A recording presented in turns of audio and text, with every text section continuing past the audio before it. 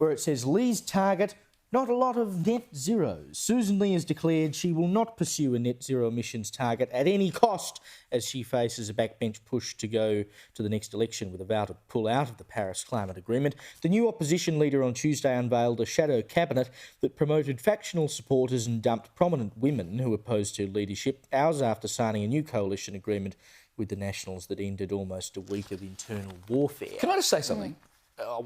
No, you can't. I'm interrupting you. You're going to shut up. No, go on. She will not pursue net zero. She won't pursue net zero at any cost, or she won't pursue net zero at any cost.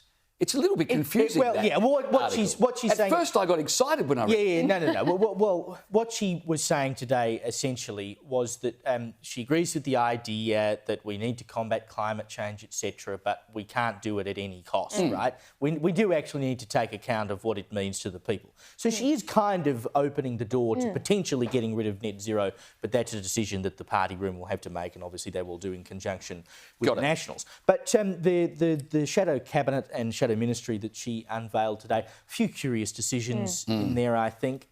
People like Claire Chandler, good operators who were dumped. Jane Hume.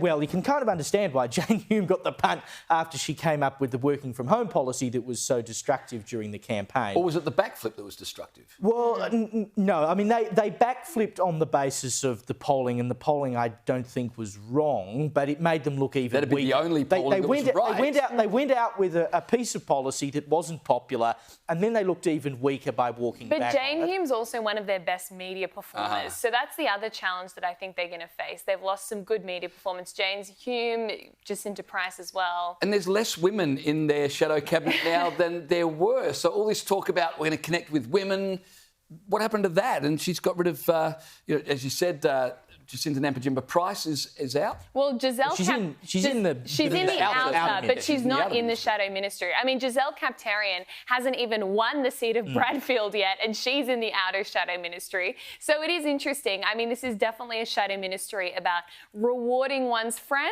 and dampening one's foes. So it'll be interesting to see how it plays out. There were a few decent appointments. I think Tim Wilson to small business makes sense. I think Dan Tehan will do well in energy. Andrew Hastie's out of defence. But he's into home affairs, though, and that is a serious portfolio. I know James Patterson. He was great in that portfolio. Yeah, but he'll do great. I mean, look, they're all good operators and they will all do great things. But, Barnaby Joyce not being part of it, and Barnaby Joyce is a good, effective media operator. Canavan wouldn't want it, I don't think. But Barnaby Joyce, I think, is better inside the tent.